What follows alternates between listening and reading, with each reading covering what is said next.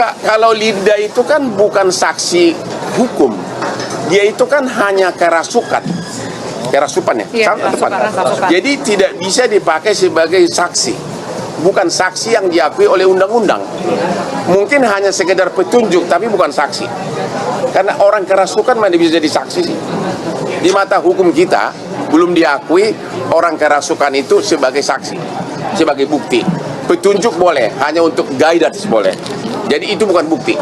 Abang, kalau misalkan kuasa hukum ragu-ragu dari tim abang ragu-ragu terhadap Peggy ini, apakah dari pihak keluarga dari tahun 2016 sampai saat ini itu sudah benar Peggy atau bukan gitu? Kalau Mbak bagaimana Mbak? Meyakini nggak sih Peggy ini beneran pelaku atau enggak? Kalau itu sih saya kembalikan lagi kepada pihak kepolisian ya. Keluarga menaruh kepercayaan terhadap pihak kepolisian. Jadi kalau Tapi, ditanya yakin atau tidak, saya masih Dia sendiri, keluarga sendiri yang boleh dikatakan dari keluarga yang ekonomi lemah, tidak sampai aksesnya ke arah setingkat itu.